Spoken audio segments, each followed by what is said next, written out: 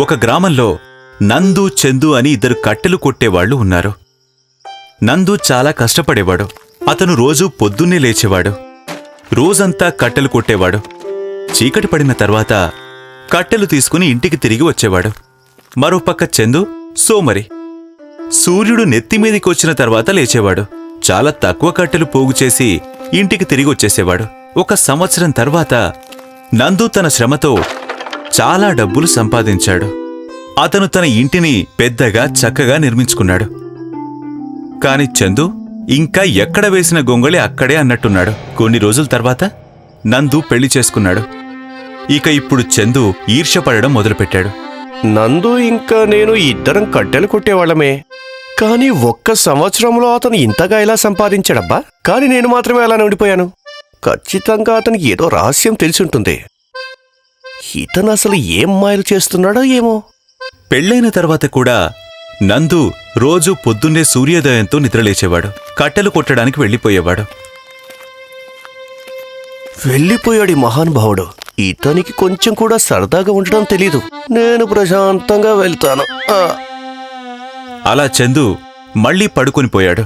నందు అడవిలో నడుస్తూ నడుస్తూ ఒక చెరువు ఒడ్డుకు చేరుకున్నాడు. ఈ చెట్టు చాలా బావుంది. దీని చెక్క కూడా చాలా లావుగా ఉంది. దీన్ని నరుకుతాను. నందు చెట్టు మీదికెక్కి అతను ఒక కొమ్మని నరకడం మొదలుపెట్టాడు. కొమ్మ నరుకుతూ నరుకుతూ ఉండగా నందు చేతిలో నుంచి అతని గొడ్డలు జారిపోయి పక్కన ఉన్న చెరువులో పడిపోయింది. అయ్యో, ఏంటిది? అతను చెట్టు దిగి కిందికి వచ్చి తర్వాత, నా దగ్గర కేవలం ఒకే ఒక గొడ్డలుంది. ఇప్పుడు నేను ఏం చేయను? చెట్లు ఎలా నరకను? కట్టెలు కనుక కొట్టకపోతే... నందు చాలా దిగులు పడ్డాడు. అతను అక్కడే చెరువు ఒడ్డున కూర్చుని దేవుణ్ణి వేడుకోవడం మొదలుపెట్టాడు. ఓ జలదేవా, నాకు సహాయం చెయ్యి. అప్పుడే, నందు, నేను నీకు ఏ రకంగా సహాయం చేయగలను? నా గొడ్డలి చెరువులో పడిపోయింది. దయచేసి మీరు నాకు అది తెచ్చి ఇవ్వండి. ఆ గొడ్డలి నాకు చాలా విలువైన వస్తువు. జలదేవుడు నీటి లోపలికి వెళ్ళిపోయాడు. అలా కొంచెం సేపటి తర్వాత అతను బంగారు గొడ్డలి తీసుకుని తిరిగొచ్చాడు. ఇదిగో నందు, నీ గొడ్డలి. ఇది నా గొడ్డలి కాదు, ఇది బంగారు గొడ్డలి కదా. మీరు నాకు నా గొడ్డలి తెచ్చివ్వండి చాలు. జలదేవుడు మళ్లీ నీటి లోపలికి వెళ్ళిపోయాడు. ఇక ఈసారి అతను తిరిగి వచ్చినప్పుడు అతని చేతిలో ఒక వెండి గొడ్డలి ఉంది. అయితే ఖచ్చితంగా ఇది నీ గొడ్డలే అయ్యుంటుంది. లేదు లేదు ప్రభూ, ఇది వెండి గొడ్డలి కదా. నా గొడ్డలి ఇనుము ఇంకా చెక్కతో తయారు చేయబడి ఉంటుంది.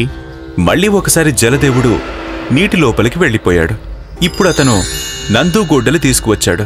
నందు తన గొడ్డలిని చూసి చాలా సంతోషించాడు. అవును, ఇదిగో ఇదే నా గొడ్డలి. తీసుకో. కానీ నాకో విషయం చెప్పు. నువ్వు నాతో ఏం చెప్పావు? నీ గొడ్డలి చాలా విలువైంది అని అన్నావు. మరి నువ్వు బంగారం ఇంకా వెండి గొడ్డలని ఎందుకు తీసుకోలేదు? నా గొడ్డలి విలువైందే కదా. ఇది లేకపోతే నేను కట్టెలు కొట్టలేను కదా. ఈ గొడ్డలి నాకు జీవనాధారం. చాలా మంచి విషయం నందు. నువ్వు శ్రమని నీ జీవనాధారం అనుకున్నావు. పైగా నీలో అనువంతైన అత్యాశ కూడా లేదు.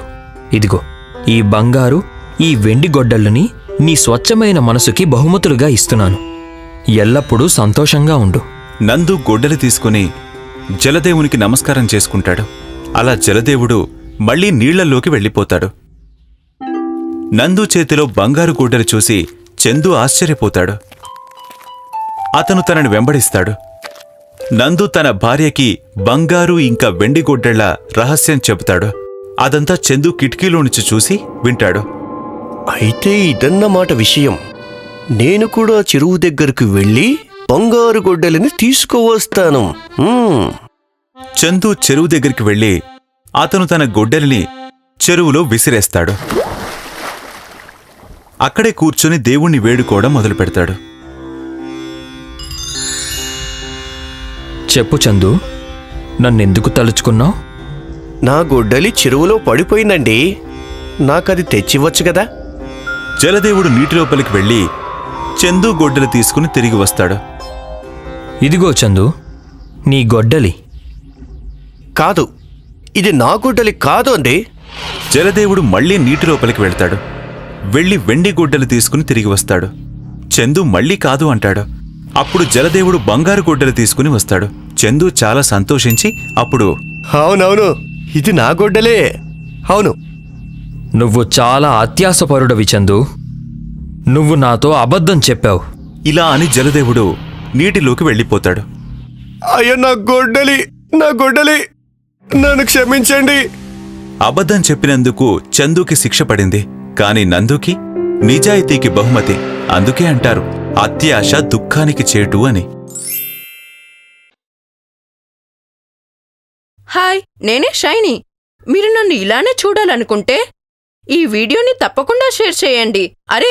ఈ ఛానల్ని కూడా సబ్స్క్రైబ్ చేయటం మర్చిపోకండి.